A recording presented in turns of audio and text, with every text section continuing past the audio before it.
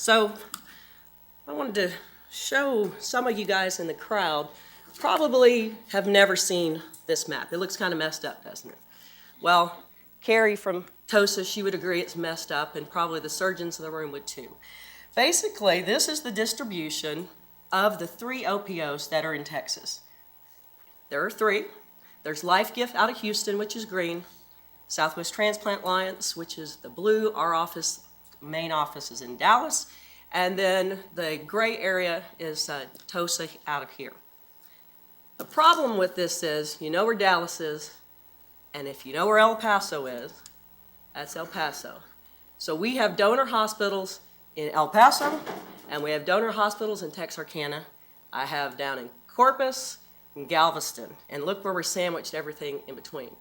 In all those areas, we also have transplant centers. So that is a long way from Dallas to El Paso, right? It's an 8-hour drive. So we were not even touching base with those transplant centers. We've got UTMB in Galveston.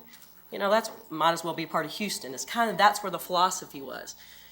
So basically, we had a huge disconnect. So we had to figure out, we've got these organs available. Since 2014, we started in 2014, we had 800 organs transplanted, roughly, from Southwest Transplant Alliance. As of the close of 2017, we did 1,268 organs transplanted. So we knew the organs were there, but they were not all staying in our service areas. And what was the disconnect?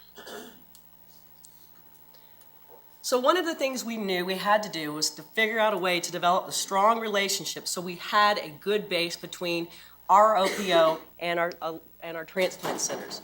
And what that can do for us, number one, it would help us deepen our understanding of the challenges that the transplant centers had. You know, we've got these organs, we offer them all the time, why are you not taking them? So we needed to figure out what that was. Then we also needed to figure out what were the key requirements the transplant center needed from an OPO to be successful. We wanted the transplant centers to have the same momentum of increasing organs transplanted that we had available had available for recovery. And through that, we had to understand the acceptance criteria and the acceptance practice. We had no understanding of what the transplant hospitals needed. I mean, it is really a different world. And so we had to figure out what we could do to make that connection and understand that acceptance criteria so we could present a better picture to the accepting center for that organ that's available. And mainly what we wanted to do, we wanted to make sure we could increase the transplant center increase the transplant rates locally. When I say locally, I showed you that map. I want all the blue areas for Southwest Transplant Alliance, I want them to be increasing their rates of transplants as we were increasing our rates of organs available. So to do that, we had to develop a way to understand that. So what we did, we created the position that I'm in. I'm the Director of Transplant Center Development, and basically what that did is put feet on the ground to go in and meet with the center and say, what's going on? The first step was having to listen to our customer. My 11 transplant centers are absolutely customers of Southwest Transplant Alliance, so we had to listen to see what they needed. Now, number one thing, they said, we need some real stewardship. You have organs available, we want to be able to honor that gift, and so how can we use it? And then they said, we want to make sure your staff are competent. Any of the surgeons in the room that have dealt with OPO staff sometimes go, they know what the heck they're talking about? And so they said we need a level of competency that meets our expectation to present that full picture of donation to us. And then they needed a good exchange of information.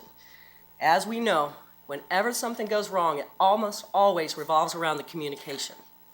What we present to the accepting center may not be the picture they needed, and vice versa. We may not have been getting the information back. So that's what those were the key pieces that they needed to, that was relayed, that was what was important to us. So to do that, we built a stepwise approach to get there. Obviously, the first thing was having a person in the field doing that. So that's what we did, created a me. And then we needed to know what our primary focus was. What was my goal in this? And it was to develop that relationship, a real communication band between the transplant center and STA. so that we could figure out what was going on so that we could help you increase transplant rates. And ultimately, I know everybody here has called AT&T or whoever to try to get somewhere, and you always got to go through a phone tree. You got to go through some sort of mechanism. Same thing was happening, that's what we heard, same thing is happening at the OPO. They never knew who to call to get what they needed. So we developed a first line of communication. I'm the primary point of contact for all of the transplant needs that go through the transplant center in our organization. No, I don't have the answer most of the time, but I know the person that can provide the answer. So that really helped streamline the process. They had one number to call, they knew how to get me, they had one email, and then I distribute those needs where they are. So how did we start implementing it? Well, number one, I had to know what was going on in our area. I told you, I showed you the distribution of what our service area was. I didn't even know what transplant centers we had. So in our area, we have 11 transplant centers. Within those 11 transplant centers, we have 30 programs.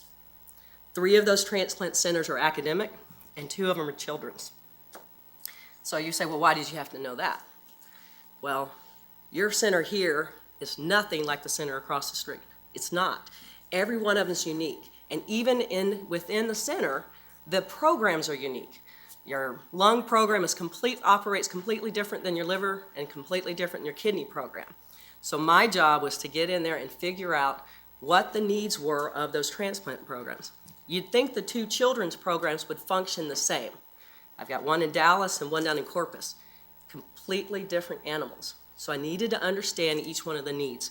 So that was a key step into implementing this. So what was the purpose of it? The purpose of doing this is to create a collaborative environment. We had it with our donor hospitals. OPOs can't function without having that relationship with the donor hospital. We did not have it with the transplant centers. Why do we need to do that? Because we all have regulatory needs. CMS, we have AOPO, UNOS, ASTS, JCO, you go through the gamut. We all had those. And so with a collaborative relationship with the OPO, we can all stay on the same page and we can all ultimately have the same goals. Because really, that's what it is. We exist so that the patients can come off the wait list and increase their survival. Were there areas for process improvement? There's not an area in healthcare that doesn't have a daily process improvement. And so this was key. But we knew by creating something to have a collaborative experience with our transplant centers, we'd be successful. So by going out and understanding the needs of the transplant centers, the first thing was understanding how data is shared. I do a lot of that. I actually thought I was a microbiologist and a nurse, but I'm not. Apparently I'm a statistician and a data analyst these days, which is awesome though. It's good. In the past, you understand that, don't you, Rebecca? In the past, the way data was shared to a transplant center is through UNOS. So you got this silo over here. UNOS has your data, UNOS has our data, but getting it out in an effective way was a challenge, and it's still a challenge, but it's getting better. And so everybody was siloed. We all had our information, and nobody was sharing it readily. So we decided we had to fix that, because to understand acceptance practice and organ utilization, there was a huge, like I showed you, huge silos there, and you had to understand the data and how do you extract it. So what we did, I started working on a project so through this process, the transplant center were saying, I need data. I need to be able to see it. So started meeting with all the transplant programs. I said, what do you need? How do you want to see it? Well, I need to see organs that we declined. Why did we decline them? And is somebody else using them? Where are they being used at? What are their outcomes? So I started working on a way to create a report that would do that. Started trying to do it internally, and that didn't work because we don't have the bandwidth internally. So guess what? I had to develop that relationship with UNOS so that we could do it. Well, why is that important? Well, obviously, The center themselves think, they understand what's going on with your acceptances, but if you don't have the empirical data to show what's going on, you really don't know what's going on in that process. Because you might be able to identify some challenges that you didn't know before. Maybe the wait list was not being managed. Maybe the listing criteria was a little too stringent and you didn't know that and you were automatically screening patients off your wait list. But if you had the data in front of you, you could see it a little bit better. So that's what I did. I met with the UNOS Business Analytics Division and said, okay, this is what I need. You've got the transplant center's data, you've got the OPO data, and I need to see it in a useful format so we can extract it and share on a regular basis with the transplant centers. So it took about 6 months, and it's still in development, but what we ultimately came up with was an organ utilization tool. What the tool basically did was define certain things. It shows donor characteristics, your candidate, the potential candidate that the organ was offered to, and basically recipient outcomes. But are we still missing something? That is key to the information that we're showing. And then, are there any trends, even amongst a single program? The liver program here, are there trends, are there differences in acceptance practices amongst the surgeons or the hepatologists or however the program's set up? And mind you, every program is completely different on who accepts the organs. And one night, one surgeon may accept it one way, and the next night, another surgeon may accept it the other. But that was the thing. Are there trends? So, this is the team that worked with me at UNOS to bring to light and to develop ultimately the tool that we're now sharing and using with our transplant centers. So this is a snapshot. The tool itself is not something that you can print out on paper and distribute and say, here you go, here's what's going on. This is just a snapshot. It's a living, breathing animal. It's in a Tableau format. And for instance, I have to be able to see a little bit better here. So this is just a little snapshot of some of the things that you can use with this tool. On one piece of the tool, so this would be an example of a liver program. You can show trends in your acceptance practices. I can show it by month. I can show it by quarter. And so what's going on? You can see, so like the green bar would be the donors that were offered, and then the blue would be what they accepted that particular month. I can show an overall acceptance rate for a 2-year period of time because it's 2 years worth of data. And this one doesn't show it because it's an old version, but the current version that I'm using now, I frequently update it. I can compare a particular center's acceptance rate to the overall acceptance rate of all centers in Region 4, which is our region here.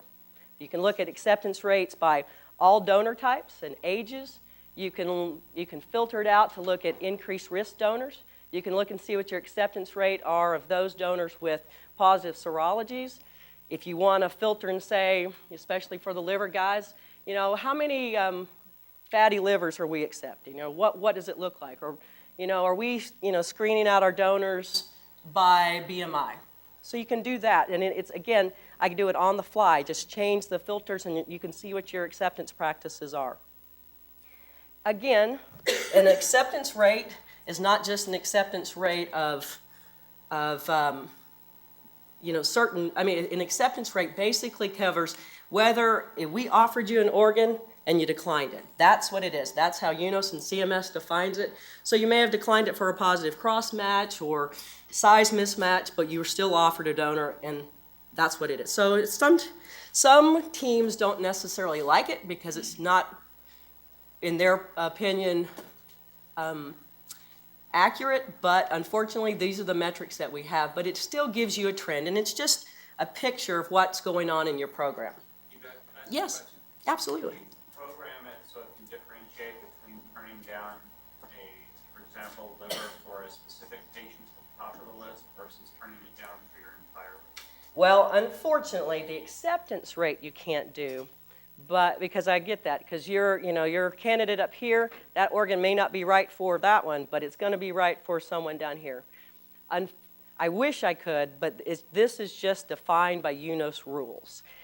There may be a way at some point in the future as we can, because again, I constantly change and add recommendations to it and get UNOS to program it.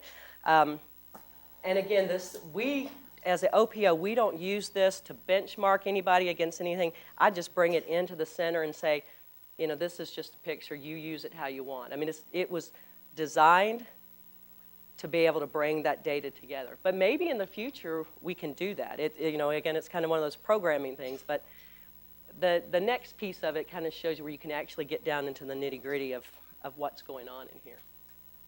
But the nice thing about it is it depends on what you want to look at that day. Maybe you're changing your criteria on what you're going to do with accepting Hep C positive donors for naive patients. And if you want to see what that potential looks like, we just change the filters and it changes what that looks like.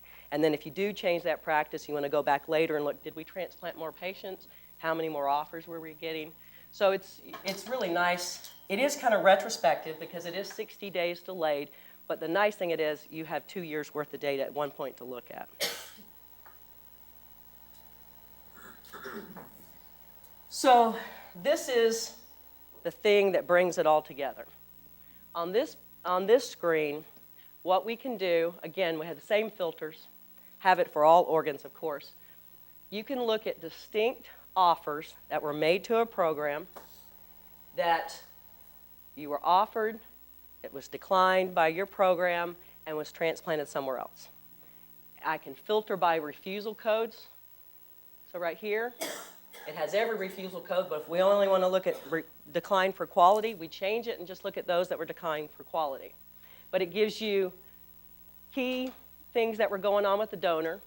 It gives you serologies, brain dead, DCD donor, alcohol use, and each one is specific to the organ itself. Here it shows you the accepted sequence. This is just a demo, so this is not necessarily reality. But so this is where the liver was accepted.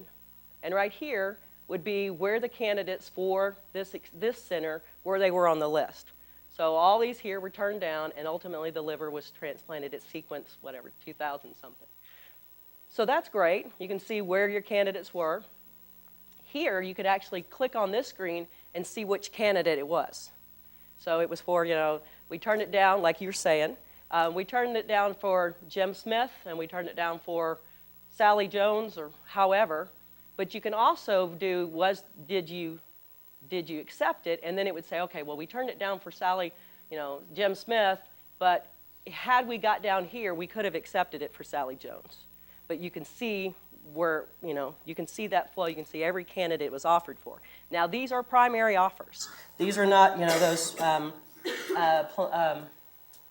provisionals. These are ones where you came up first for them. So we can look at that, and of course, I don't have it on here. If I click on this little piece here, I should have put in a real version on it, but if I clicked on the match piece, I can actually see all kinds of details of the candidate, the time the match run, shows what the biopsy was. Any data that we as the OPO put into DonorNet, I can pull to this form. Also, any data that the transplant center puts into DonorNet can be pulled to this. And then if you click on one of these little green X's, it then shows you where the organ went to. At STA, we are very transparent about our data. We believe you should know where organs go to that you decline, because maybe you have a colleague in Florida and some reason he keeps taking the livers. You might want to know, you might want to contact them at some point and say, what in the world? You keep taking these livers we're turning down because of biopsy, and they look like they're doing good. I mean, so that was our whole point, and it's just being completely transparent because it's important for you to know what's going on. So in this, I pull all kinds of recipient information into the form. So anything, again, that's on the TRR form can go in here. So, our centers were saying, well, it's important to know the lab mail plus the the transplanted male, because obviously you might want to know if it was an exception, that was being transplanted because of exception score. So the feedback that I get every time I'm in a transplant center to say, hey, we want this. Our lung guys were telling me, and it hasn't been added yet, we want to see the BOSS score on that. The kidney in particular wanted to make sure that we were putting length of stay, because you can see some of the things we look at is, of course this is liver, but whether there was rejection episodes. This one also just says whether alive or failed. On the kidney one, it'll tell you, we can look at what the discharge creatinine was, what the 6-month creatinine, and what the year creatinine was. Because that actually, so if you're turning a kidney down because the donor terminal creatinine was 3.5, and you transplant that patient, and the discharge creatinine is, you have some delayed graft function, and the discharge creatinine is 4, but at 6 months it's down to 1. And at a year, it's down to 0.7. Well, maybe, what didn't I see? What did the OPO maybe not even presented in that picture as a function, that organ would function? So basically, what this is providing are those long-term outcomes. We can look at it in real time, 60 days delayed real time, and then we can go back and look at what's going on in these organs. So you can look at those trends. This may just be validation that what you're doing is exactly what you want for your patients. But it may open up the door to go, is there something that we're missing? Is there a potential for us to remove some of our patients off our list by looking at it? And basically, this is data that has been available for years, and anybody that's had to look at a spreadsheet that came from UNOS knows it's stupid. I mean, with all of the stuff in, all this is a way to bring all that data together. Now, when I go into the programs and share it, I also pull up DonorNet in the background, and I pull up our EMR, because there are things, let's say you're like, oh, dang, I don't know why we turned this one down. I mean, everything looks good. Can we go look at it? So we pull up the pictures of the liver. Maybe you actually want to see the biopsy report. You don't want, of course I don't have it on here, but you don't want to just see, what the steatosis was. You actually want to read the biopsy. So I pull it up, and we can sit there in real time and have those discussions. You can have that discussion with your, the hepatologist and the surgeon, and go, okay, what do you think? I mean, we turned it down, but look, it's functioning out a year later, and things look good. So what it does, it allows you to have a conversation that maybe you weren't having before. And then together as your colleagues, you can see that, one guy's turning down for reasons the other one wouldn't, but if you can't be together in that room having those conversations, then you don't know if there's room for improvement or not. Again, sometimes I go in, we go through the offers for the prior month, and they're like, yep, it looks like we made the right decisions, because maybe the creatinine's through the roof on things that they turned down for quality. Sometimes we look at those that had some sort of surgical damage that was repaired on the back table, and where otherwise they wouldn't have used it, but oh man, yeah, look, that was repaired, and yeah, it's looking good. So it just allows for those conversations to happen. Another piece of the tool that we have are survival rates. It's not apples to apples yet, but what this does, we can show, oh gosh, back up. I can show you your graft survival rate at 6 months of the organs that you transplanted from STA compared to the graft survival rate of those organs that you were offered and declined. Sometimes it's the same, Sometimes, and this is 1-year survival rate of the ones that you transplanted, and this would be the survival rate of those that you were offered and declined. You always want this one to be higher than that one, but it's not always the case. And if that's the case, then it also allows you to look at the conversation. Again, it's just a snapshot, just to kind of give you a picture of what your program's doing. I can change that between graft and patient. Over here, I can change that. If you want to look at those, what the survival rate is of, high KDPI accepted kidneys, we can do that. There's a lot of functionality. One thing that I am in the process of adding is a filter to where we can just look at those. So I'll have it down here of just those that maybe were declined for quality. Because obviously that's what you care about, because this bucket is everything. So let's say in this bucket here, in the blue bucket, you may have turned them down for a positive cross match. You weren't going to transplant those anyway, but that's again, it is what it is right now. It's a growing thing that we're developing, but I'm getting it to the point where we can filter it to where you can look at those survival rates by decline codes. And so then you're really looking at apples to apples and comparing that. So again, I have this across the board for all organs. And again, it just gives you an idea of what's going on in your center. It's great for your quality programs because, you know, CMS says, you know, you got to review these things. So this just allows you, oh yeah, we're working with our OPO and we're looking at it. So this is just another way to help solve one of your challenges that you have as a transplant program. Another thing I have on here is delayed graft function rates. When I had UNOS design this, it's a funny story. The guy first showed it to me, and he had smiley faces. He had a frowny face here and a smiley face here. And I said, I'm going to go in and show transplant surgeons delayed graft functions with smiley faces. Can we do something else? So at least I had kidney graphics now. So what this shows, this would be the delayed graft function of those kidneys that you accepted and transplanted from us. And this would be the delayed graft function of the kidneys that were offered to you and declined. So this is also a nice picture to say, oh yeah, it looks like we made some right choices because we had less delayed graft function than those that, we were declining. So it's just, again, we have mechanisms in here where I can filter it by whatever you want to look at. If you wanted to, especially those programs that are thinking about doing positive, Hep C positive into naive patients, that's going to be one of those things they look at. I've got a couple of centers in my service area that are currently in the UNOS Coin project for kidney utilization. And so what we do is we filter it by KDPI and look at the delayed graft function of those higher KDPI kidneys. We can look at in older donors, we can change it around. And again, it's just a snapshot and just kind of gives you an idea of overall how your center's doing, and it's a trend, right? Because this is 2 years worth of data. And it's a rolling 24 months, and so we can go back and look at it. So it's just a nice way to bring all this information into one place. So what did we do about what were the steps into implementing this? Again, it was built and designed because of a need. So then I had to figure out, all right, so we have it, what's my target audience? Well, it's unique in every center, and it changes from day to day. So with the surgeon and transplant physicians, what they want to look at, and when I go in and show it with them, they want to look at their acceptance practices, organs declined, and long-term outcomes. That's what they care about. So when I go show it with them, I have 11 centers, 30 programs. I'm on the road a lot, in them a lot, but it works.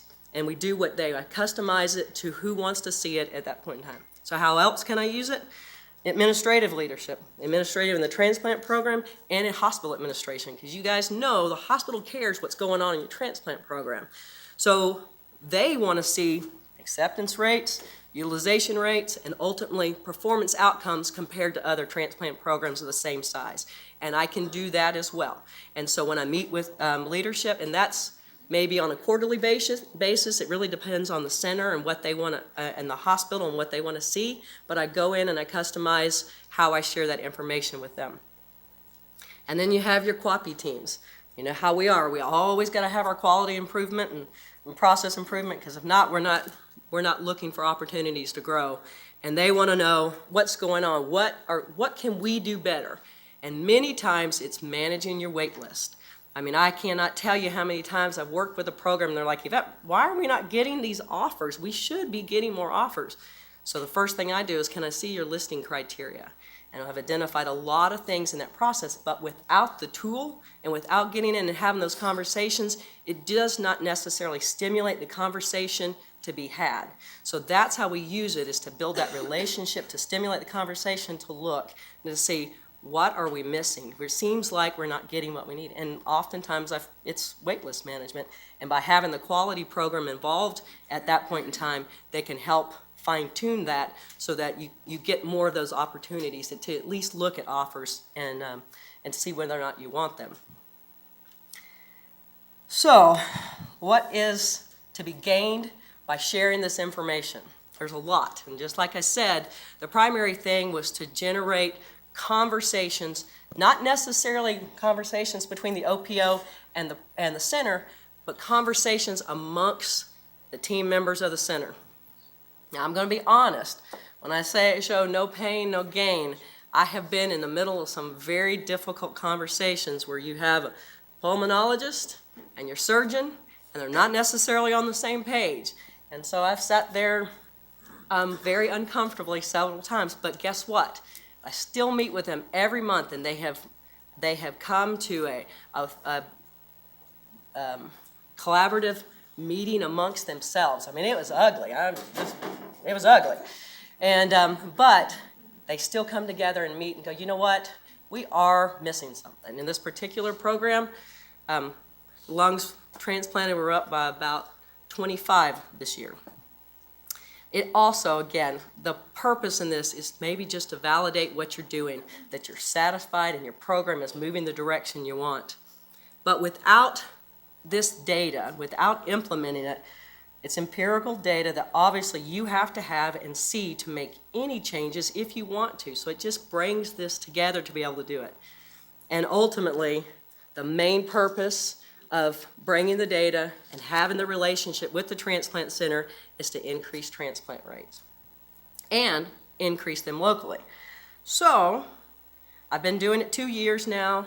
The tool, I've been in my role 2.5 years, building the relationships. I've been using the tool now for about a little over a year. Implemented it. Can I say it's implemented in all 30 programs? No, because there are some programs that do not necessarily think it's of benefit. That's fine. It's my job is just to be able to provide you a mechanism to utilize it. So, has it made a difference in STA? Absolutely. So, I'm very happy about this. So, this shows the imports doesn't necessarily matter. It just happens to be on this slide because this one slide that I share. But the exports. For those of you in the room that don't understand what an export is is any organ that is transplanted outside of my service area, outside of one of my 11 transplant centers. That's an export. So, if you guys receive liver, lung, kidneys from STA, that's an export. Our goal is to minimize the number of exports so that we reduce cold ischemia time and all those other things we know that go into it. So we want to try to minimize the exports. Of course, those centers who like the fact they get as many offers, that says sometimes obviously it's controlled by the allocation system. But there is that's one thing I didn't show you that's also available on the report, but there is this window of organs that were offered to our centers that then went regionally, this is regionally, and then go on be nationally transplanted. But were offered first and declined for any number of reasons. And so that is the pool of organs we're focusing on. So our exports for all organs transplanted at STA has gone down in this time frame. So 34% of our organs were being exported outside of our service area in 2015. So my thing, this is justification for my job here, just so you know, that's why I still have a job. But just since last year, our total exports are down 5%. So we had 28% of our organs exported this year. We like that picture. All OPOs want to see that happen. So yes, is it working? Is the relationship development with the transplant centers working? We believe it is. We have a lot less complaints. We have a lot better sharing of information, and this number's going down. So we believe the whole process, because the organs are still there. I just told you that we did 1,268 organs last year transplanted. So the organs are there to be used. We just having to send less of them out of our service area. So basically, what's the ultimate outcome of the relationship with the transplant centers and the data? Increase organs transplanted, right? Because we're all here to save lives. We exist to help you save lives and to remove your patients off the transplant list. So anything we can do to improve that is what we are here for.